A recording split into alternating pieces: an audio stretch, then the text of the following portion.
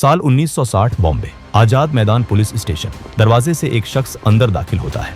एकदम सफेद रंग का शानदार महंगा सूट, पैरों में चमचमाते सफेद जूते और उंगलियों के बीच सुलगती हुई विदेशी सिगरेट। उसके चेहरे पर खौफ का कोई नामो निशान नहीं था। हैरान करने वाली बात यह थी कि उसे रोकने की हिम्मत किसी भी पुलिस वाले में नहीं थी। वो सीधे सीनियर इंस्पेक्टर के पास गया और आंखों में आंखें डालकर बोला, इसे 3rd डिग्री मत देना, इसे छूना भी मत, मुझे बस 10 मिनट इससे बात करने दो। इंस्पेक्टर बिना एक शब्द कहे चुपचाप पीछे हट गया। वो सफेद सूट वाला शख्स अंधेरे लॉकअप की भारी लोहे की सलाखों के पास पहुंचा। अंदर जमीन पर एक आदमी बैठा था, फटी हुई बनियान और मैली सी धोती में। सलाखों के आर पार जब इन दो बिल्कुल अलग दुनिया के लोगों ने एक दूसरे का हाथ थामा, तो वहां मौजूद कोई नहीं जानता था कि इस एक हैंडशेक ने बॉम्बे की किस्मत का फैसला कर दिया है। ये कोई आम मुलाकात नहीं, ये उस खौफनाक पार्टनरशिप की शुरुआत थी जो आने वाले 3 दशकों तक पूरे सिस्टम को अपनी उंगलियों पर नचाने वाली थी।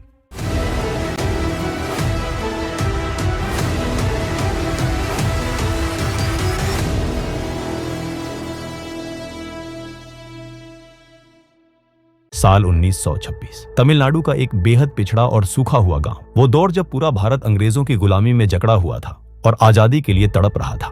इसी साल इसी राज्य के 2 अलग अलग इलाकों में 2 लड़कों ने जन्म लिया, मस्तान मिर्जा और वरदराजन मुदलियार। मस्तान जब सिर्फ 8 साल का था तब उसके पिता उसे उस सूखे और भुखमरी से बचाने के लिए अपने साथ बॉम्बे ले आए। बॉम्बे पहुंचकर उन्हें क्रॉफर्ड मार्केट के पास एक छोटी गंदी सी मैकेनिक की दुकान में काम मिला। दिन भर दोनों बाप बेटे ग्रीस, काले तेल और धूल में लिपटे रहते।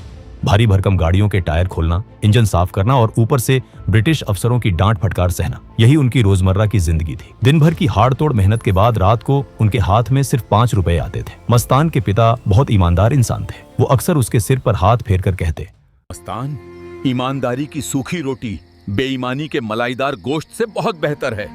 कभी कोई गलत रास्ता मत चुनना। मस्तान चुपचाप सिर हिला देता, लेकिन जब उसकी नजर उन चमचमाती रोल्स रॉयस और मर्सिडीज गाड़ियों पर पड़ती तो उसके मन में एक सवाल उठता, ये सब मेरा कब होगा? क्या मैं पूरी जिंदगी ऐसे ही काम करता रहूंगा? उधर उसी उम्र का वरदराजन चेन्नई के एक फोटोग्राफी स्टूडियो में फर्श साफ करने और लोगों के झूठे बर्तन धोने का काम कर रहा था। पढ़ाई लिखाई उसके नसीब में नहीं थी। घर की हालत इतनी खराब थी कि 2 वक्त की सूखी रोटी भी किसी लग्जरी से कम नहीं लगती थी। लेकिन वरदा का दिमाग उसकी उम्र से कहीं ज्यादा तेज था। स्टूडियो में काम करते करते उसने नोटिस किया कि जो लोग फर्राटेदार अंग्रेजी बोलते हैं, दुनिया उनकी इज्जत करती है।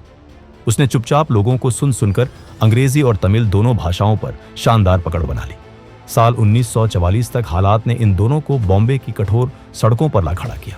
मस्तान ने मैकेनिक का काम छोड़ दिया और बॉम्बे डॉकयार्ड पर कूली बन गया। वहीं वरदा ने वीटी स्टेशन पर लाल रंग की कूली की वर्दी पहन ली। एक ही राज्य से आए, एक ही साल में जन्मे ये 2 लड़के अब एक ही अनजान शहर में लगभग एक जैसा काम कर रहे थे, लेकिन दोनों की सोच और स्वभाव बिल्कुल अलग थे। मस्तान बेहद धार्मिक था।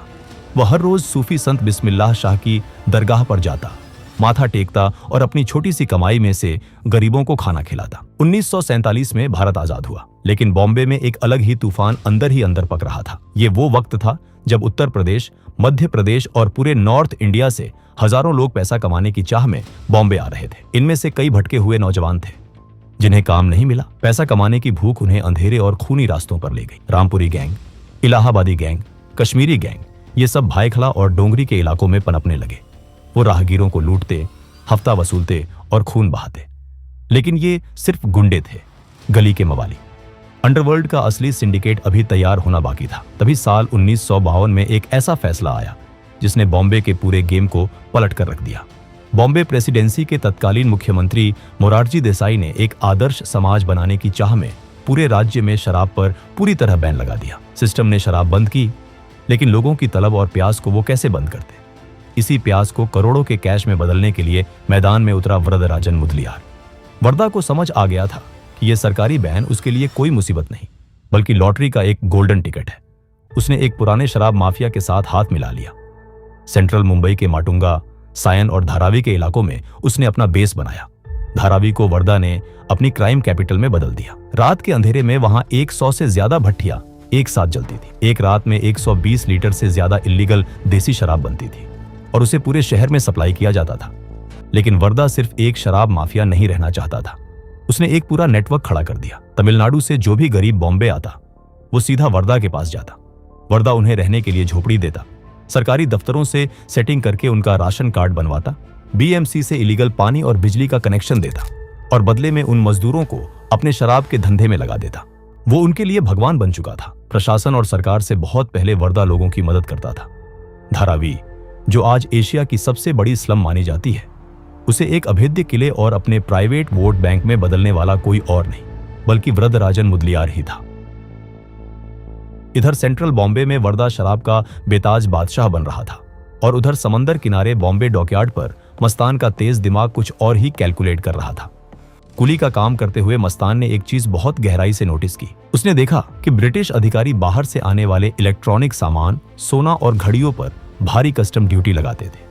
मस्तान ने सोचा कि ये टैक्स सिस्टम अंग्रेजों का बनाया हुआ है। अगर मैं कस्टम वालों की नजरों से बचकर इस सिस्टम को बाईपास करके सामान अंदर ले आऊं तो इसमें कुछ भी अनएथिकल या गलत नहीं है। ये कोई चोरी या डकैती नहीं है, ये सिर्फ एक अमीर सिस्टम को धोखा देना है। इसी दौरान डॉकयार्ड पर उसकी मुलाकात दुबई से आए एक बेहद अमीर अरब व्यापारी शेख मोहम्मद अल गालिब से हुई। गालिब का काम बॉम्बे में सोना स्मगल करना था, लेकिन उसे एक ऐसे लोकल लड़के की तलाश थी जो फुर्तीला हो, जिस पर कस्टम वालों को शक ना हो और जो चुपचाप सोने की तस्करी कर सके। मस्तान ने बिना पलक झपकाए गालिब से हाथ मिला लिया। शुरुआत बहुत छोटी और रिस्की थी। मस्तान अपने माथे पर एक पट्टी बांधता, ऐसा दिखावा करता जैसे उसे चोट लगी हो, और उस पट्टी के अंदर सोने के 2 बिस्कुट छिपा लेता। जो मस्तान कूली के तौर पर पूरे महीने कमर तोड़ मेहनत करके सिर्फ 15 रुपए कमाता था, अब वो सिर्फ एक चक्कर लगाने के 50 रुपए कमाने लगा था। लेकिन इस नए रास्ते में एक बहुत बड़ा रोड़ा था, शेर खान पठान। शेर खान पठान डॉकयार्ड का सबसे खूंखार गुंडा था। वो अपनी मर्जी से कुलियों से हफ्ता वसूलता था। वो आता, कुलियों को जानवरों की तरह पीटता और उनकी दिन भर की खून पसीने की कमाई छीन ले जाता। मस्तान ने समझ लिया कि जब तक ये खौफ खत्म नहीं होगा, वो आजादी से अपना सोने का धंधा नहीं कर पाएगा। उसने डॉकयार्ड के 10 सबसे नौजवान और मजबूत कुलियों को इकट्ठा किया। रात के अंधेरे में उसने उनसे कहा, अगर आज इसे नहीं रोका तो ये जिंदगी भर हमारा खून पिएगा।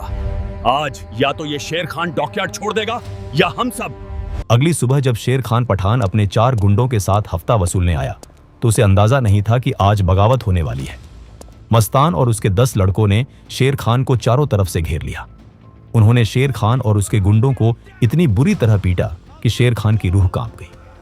वो डॉकयार्ड छोड़कर ऐसा भागा कि फिर कभी उस इलाके में नजर नहीं आया। इस एक झड़प ने मस्तान को रातों रात कुलियों का लीडर और डॉकयार्ड का किंग बना दिया। गालिब मस्तान की इस लीडरशिप और बहादुरी से इतना इंप्रेस हुआ कि उसने उसे अपने स्मगलिंग के धंधे में सीधा 10% का पार्टनर बना लिया। लेकिन मस्तान की असली परीक्षा अभी बाकी थी। साल 1953 में पुलिस और कस्टम ने एक बड़ा जाल बिछाया और गालिब को धर दबोचा। उसे 3 साल की कड़ी सजा हो गई। गालिब के अरेस्ट होने से ठीक एक दिन पहले उसके नाम से सोने के बिस्कुट से भरी एक पूरी पेटी बॉम्बे पहुंची थी। मस्तान ने वो पेटी चुपचाप रिसीव कर ली थी। यहां कोई भी आम इंसान फिसल सकता था। मस्तान के पास करोड़ों रुपए का सोना था। गालिब जेल में सड़ रहा था। वो चाहता तो वो सोना लेकर बॉम्बे से कहीं भी गायब हो सकता था, अपनी एक नई आलीशान जिंदगी शुरू कर सकता था। लेकिन उस लालच के पल में मस्तान को अपने पिता की वो बात याद आई, ईमानदारी की सूखी रोटी। उसने वो सोने की भारी पेटी अपने मदनपुर मोहल्ले के छोटे से खस्ता हाल घर में पलंग के नीचे गड्ढा खोदकर छिपा दी और उस पर पुराने गंदे कपड़े डाल दिए। 3 साल तक वो उस दौलत के ऊपर सोता रहा। वो हर रोज गरीबी से लड़ता रहा, लेकिन उसने उस पेटी के एक सोने के बिस्कुट को भी हाथ नहीं लगाया। 1955 में जब गालिब जेल से बाहर आया तो वो पूरी तरह टूट चुका था। उसके पास अब एक फुटी कौड़ी नहीं थी। वो वापस दुबई भागने की सोच रहा था। मस्तान उसे अपने घर ले गया। उसने जमीन खोदी और सोने से भरी वो चमकती हुई पेटी बाहर निकाली। गालिब की आंखें फटी की फटी रह गई। उसे यकीन नहीं हो रहा था। मस्तान, तुमने ये सोना लेकर भागने के बारे में कभी नहीं सोचा? तुम तो अमीर बन जाते। इस अंडरवर्ल्ड के धंधे में पैसा नहीं, सिर्फ भरोसा चलता है गालिब भाई। मैं अपने उसूलों को धोखा नहीं दे सकता। ये ईमानदारी मस्तान का मास्टर स्ट्रोक साबित हुई। गालिब समझ गया कि ऐसा वफादार इंसान उसे पूरी दुनिया में नहीं मिलेगा। उसने तुरंत ऐलान किया कि आज से हर एक कंसाइनमेंट में मस्तान का सीधा 50% हिस्सा होगा और उस सोने की पेटी का आधा हिस्सा भी मस्तान का है। जो कल तक दूसरों का बोझ उठाता था, आज 5 लाख रुपयों के साथ बॉम्बे का लखपति बन गया था। मस्तान मिर्जा अब बॉम्बे का डॉन हाजी मस्तान बनने की राह पर निकल चुका था। 1960 का दशक आते आते हाजी मस्तान के पास बेहिसाब पैसा आ चुका था। वो दुबई, हांगकांग और मिडिल ईस्ट से महंगी घड़ियां, सोना और इलेक्ट्रॉनिक्स मंगवाता था। 1956 में उसने गुजरात के सबसे बड़े तस्कर सुकूर नारायण बकिया के साथ भी सिंडिकेट बना लिया था। मस्तान का पैसा अब पानी की तरह बह रहा था, लेकिन मस्तान सिर्फ एक अमीर स्मगलर नहीं रहना चाहता था। उसे पता था कि पैसा आपको बड़ी गाड़ियां और घर दे सकता है, लेकिन अगर आपको बॉम्बे जैसे शहर पर राज्य करना है तो आपके पीछे खौफ, हथियार और लोगों की ताकत होनी चाहिए। मस्तान एक व्हाइट कॉलर क्रिमिनल था। वो खून खराबे और सड़कों की लड़ाई से खुद को दूर रखता था। वो सूट पहनता था और अंग्रेजी शराब पीता था। उसे बॉम्बे में राज करने के लिए एक ऐसी मसल पावर यानी बाहुबल की जरूरत थी जो उसके एक इशारे पर पूरे शहर में आग लगा सके। और उसे वो ताकत, वो खौफ नजर आया वरदराजन मुदलियार में। वर्दा का खौफ इस कदर था कि पुलिस महकमे में उसके नाम से पसीने छूटते थे। अगर उसे किसी पुलिस स्टेशन में किसी बड़े अधिकारी से मिलने जाना होता तो उसके पहुंचने से पहले उस अधिकारी की टेबल पर एक प्रीमियम विदेशी व्हिस्की का ग्लास रख दिया जाता था। ये एक सिग्नल था। छोटे पुलिस वाले चुपचाप थाने से बाहर निकल जाते थे। सालाना 12 करोड़ रुपये का टर्नओवर था वर्दा का। पुलिस कमिश्नर से लेकर मंत्रालय के नेताओं तक सबकी जेबें वर्दा भरता था। 1960 में एक बहुत बड़ी घटना हुई। केंद्र सरकार के एक बहुत बड़े मंत्री का एक सीक्रेट गैर कानूनी कंसाइनमेंट बॉम्बे पोर्ट पर आने वाला था। वर्दा के खुफिया नेटवर्क तक यह खबर पहुंच गई। वर्दा ने सोचा कि अगर इस कंसाइनमेंट को लूट लिया जाए तो वो सीधा दिल्ली को चैलेंज दे सकता है। उसने अपने सबसे खतरनाक लड़कों को भेजा और रात के अंधेरे में वो पूरा का पूरा कंसाइनमेंट चोरी करवा लिया। जैसे ही ये खबर ऊपर तक पहुंची, पुलिस महकमे के हाथ पैर फूल गए। सीधा दिल्ली से इन्वेस्टिगेशन के ऑर्डर आए। जब पुलिस ने अपनी पूरी ताकत लगा दी तो वर्दा पकड़ा गया। उसे घसीटते हुए आजाद मैदान पुलिस स्टेशन लाया गया और लॉकअप में डाल दिया गया। ये खबर शहर में आग की तरह फैल गई। मस्तान को भी पता चला। मस्तान समझ गया कि यही वो पल है जिसका उसे बरसों से इंतजार था। 2 दिन बाद हाजी मस्तान आजाद मैदान पुलिस स्टेशन पहुंचा। उसकी एंट्री किसी हॉलीवुड स्टार जैसी थी। उसने एकदम सफेद रंग का शानदार महंगा सूट पहना हुआ था। पैरों में चमचमाते सफेद जूते और हाथ में विदेशी 555 ब्रांड की सिगरेट सुलग रही थी। पुलिस वाले मस्तान के रुतबे और उसके पैसे को जानते थे। कोई उसे रोकने की हिम्मत नहीं कर पाया। मस्तान ने सीनियर इंस्पेक्टर की आंखों में आंखें डालकर कहा, इसे 3rd डिग्री मत देना, इसे छूना भी मत। मैं वो कंसाइनमेंट वर्दा से तुम्हें वापस दिलवा दूंगा। मुझे बस 10 मिनट इससे बात करने दो। इंस्पेक्टर बिना एक शब्द कहे चुपचाप पीछे हट गया। मस्तान लॉकअप की लोहे की सलाखों के पास गया। अंदर वर्दा जमीन पर बैठा था।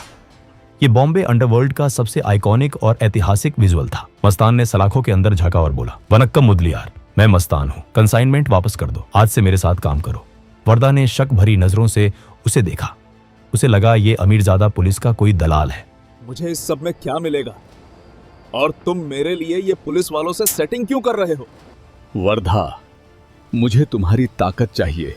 वर्दा कोई बेवकूफ नहीं था। वो समझ गया कि ये आदमी बहुत गहरी चाल चल रहा है और उस वक्त वर्दा के पास पुलिस की मार और लंबी सजा से बचने का और कोई दूसरा रास्ता भी नहीं था। उसने सलाखों के बीच से हाथ बढ़ाया और मस्तान का हाथ थाम लिया। और इसी के साथ आजाद मैदान पुलिस स्टेशन के उस बदबूदार अंधेरे लॉकअप में बॉम्बे अंडरवर्ल्ड की सबसे खतरनाक, सबसे पावरफुल और सबसे लंबी चलने वाली पार्टनरशिप की नींव रखी गई।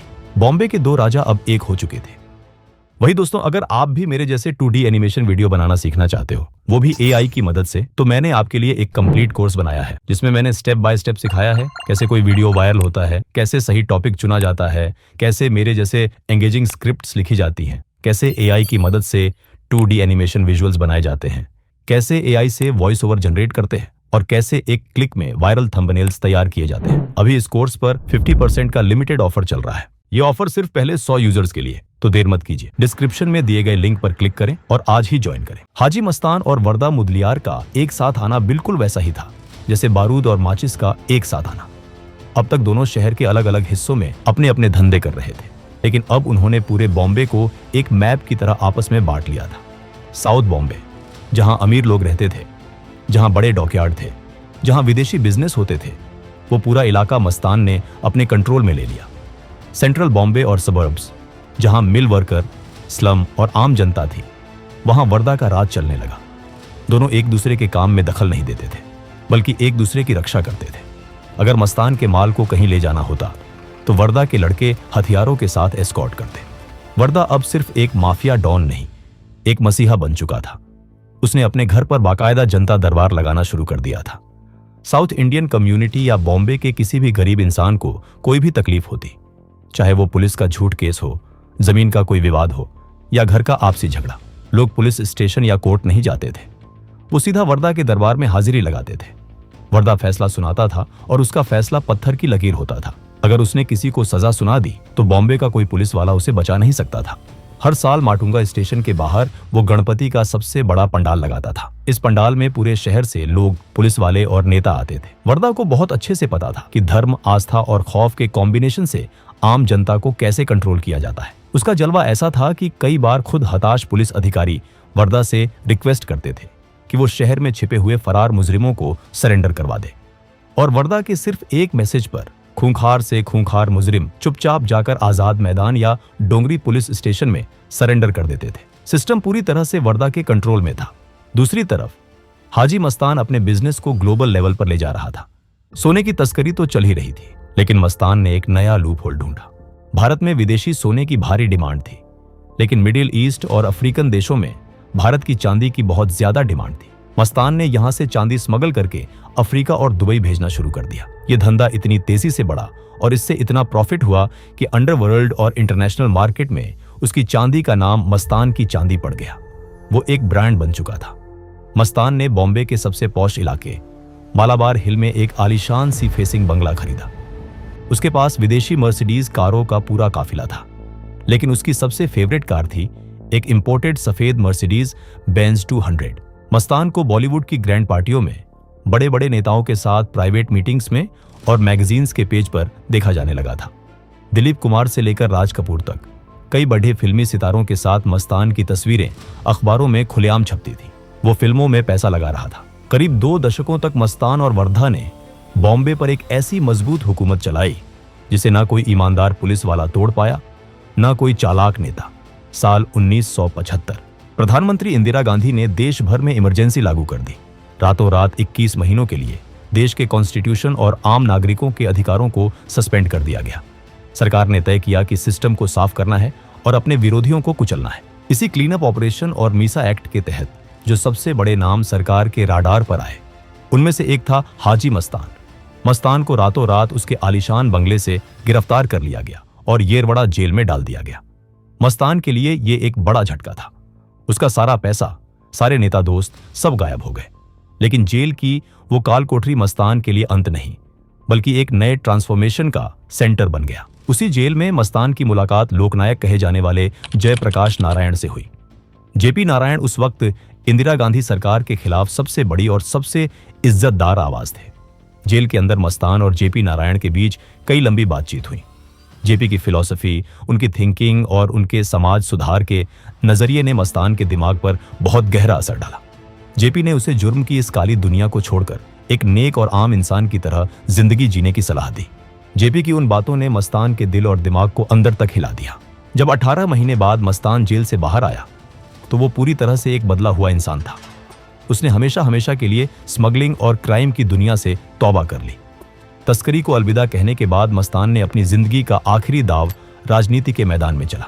उसे लगा कि जो रुतबा उसने अंडरवर्ल्ड में कमाया है, वही रुतबा उसे राजनीति में भी मिलेगा। उसने जोगेंद्र कवाड़े के साथ मिलकर दलित मुस्लिम सुरक्षा महासंघ नाम की एक पॉलिटिकल पार्टी बनाई। वो अल्पसंख्यकों और दलितों का मसीहा बनकर संसद तक पहुंचना चाहता था। 1984 में उसने चुनाव भी लड़ा। उसने इस चुनाव में पानी की तरह पैसा बहाया। यहां तक कि दिलीप कुमार जैसे बड़े स्टार्स ने भी उसके लिए रैलियां की, लेकिन जनता ने उसे सिरे से नकार दिया। वो चुनाव बुरी तरह हार गया। इसके बाद भी मस्तान का रुतबा मुंबई में पूरी तरह खत्म नहीं हुआ था। वो अब एक विवाद सुलझाने वाले जज की भूमिका में आ चुका था। 80 के दशक के आखिर में जब मुंबई में पठानों और दाऊद इब्राहिम के गैंग के बीच खूनी खेल शुरू हुआ, तो मस्तान ने दोनों गैंग्स को अपने घर बुलाया और कुरान पर हाथ रखवाकर उनके बीच एक ऐतिहासिक समझौता करवाया। बॉम्बे पुलिस डिपार्टमेंट में एक नए बेहद तेज तर्रार, निडर और खूंखार आईपीएस अधिकारी की एंट्री हुई। इस अधिकारी का एक ही मिशन था, वरदराजन मुदलियार के इतने सालों के बनाए साम्राज्य को मिट्टी में मिलाना। लेकिन वर्दा के डीप पॉलिटिकल कनेक्शंस और पैसे की ताकत की वजह से इस ऑफिसर का बार बार ट्रांसफर कर दिया जाता था। लेकिन 1982 में पासा पलट चुका था। सरकार बदल चुकी थी और अब इस ऑफिसर को ऊपर से क्लीन चिट और फ्री हैंड मिल चुका था। इस आईपीएस ऑफिसर ने वर्दा के पूरे नेटवर्क को एक एक करके तोड़ना शुरू किया। पुलिस की भारी फोर्स ने धारावी की अवैध शराब की उन सैकड़ों भट्टियों को बुलडोजर से रौंद कर रख दिया। वर्दा के सबसे वफादार और खतरनाक गुंडों को चुन चुन कर एनकाउंटर में सड़कों पर मार गिराया गया या उन्हें बिना बेल के लंबे समय के लिए जेल की सलाखों के पीछे सड़ा दिया गया। पुलिस ने धारावी में घुसकर वर्दा का जनता दरबार हमेशा के लिए बंद करवा दिया। जो लोग कल तक वर्दा के सामने सिर झुकाते थे वो अब पुलिस के डर से उसके खिलाफ गवाही देने लगे थे। वर्दा, जो कभी बॉम्बे के आधे हिस्से को अपने उंगलियों के इशारों पर नचाता था, जो पुलिस कमिश्नर को अपनी जेब में रखता था, अब खुद अपने ही बनाए शहर में चूहों की तरह छिपने को मजबूर हो गया था। जब उसके सारे अभेद्य किले ढह गए, उसके सारे वफादार मारे गए, तो 1982 के अंत में वरदराजन मुदलियार अपनी जान बचाकर रात के अंधेरे में हमेशा के लिए बॉम्बे छोड़कर अपने होम टाउन चेन्नई भाग गया। वर्दा के भागते ही और मस्तान के राजनीति में जाते ही बॉम्बे में एक बहुत बड़ा और खतरनाक चेंज आया। दाऊद इब्राहिम, जो कभी मस्तान के लिए काम करता था, उसे मस्तान ने एक बहुत जरूरी नसीहत दी थी। अपना इल्लीगल काम रात 9 से सुबह 5 के बीच किया करो ताकि आम जनता और सिस्टम को तकलीफ ना हो। मस्तान हमेशा इसी उसूल पर चला था, लेकिन दाऊद इब्राहिम की नस्ल अलग थी। उसने मस्तान की उन सभी हदों को पार कर दिया जो मस्तान ने कभी तय की थी। दाऊद ने ड्रग्स, आतंकवाद और हथियारों की उस खतरनाक दुनिया में कदम रखा जिससे मस्तान को हमेशा सख्त नफरत थी। जैसे जैसे दाऊद का आतंक बढ़ता गया, हाजी मस्तान का युग धीरे धीरे इतिहास के पन्नों में धुंधला पड़ने लगा। वो वक्त अब मस्तान का नहीं रहा था। अंडरवर्ल्ड अब उसूलों पर नहीं बल्कि खून की प्यास पर चल रहा था। इन नए लड़कों के अंदर कोई उसूल नहीं था। अब स्मगलिंग की जगह एक्सटॉर्शन, सड़कों पर सुपारी किलिंग, बिल्डर्स को धमकाना और ड्रग्स के काले धंधे ने ले ली थी। हाजी मस्तान और वरदराजन मुदलियार का बनाया हुआ वो क्लासिक पुराना अंडरवर्ल्ड हमेशा के लिए खत्म हो चुका था। मस्तान ने अपनी पूरी क्रिमिनल लाइफ में बेहिसाब पैसा कमाया, अंडरवर्ल्ड पर राज किया, लेकिन वो कभी किसी भी अदालत में दोषी साबित नहीं हो सका। उस पर पुलिस कभी कोई मर्डर या स्मगलिंग का बड़ा केस साबित नहीं कर सकी। सिवाय इंदिरा गांधी की इमरजेंसी के वो अपनी पूरी जिंदगी में कभी जेल नहीं गया। वो सिस्टम से हमेशा एक कदम आगे रहा। साल 1988 चेन्नई की गुमनामी में एक साधारण सी जिंदगी जीते हुए, डिप्रेशन और अपने टूटे हुए साम्राज्य के दुख में वरदराजन मुदलियार की अचानक एक भयंकर हार्ट अटैक से मौत हो गई। और इस घटना के ठीक 6 साल बाद 1994 में बॉम्बे में अपने घर पर हाजी मस्तान को भी हार्ट अटैक ने अपनी चपेट में ले लिया।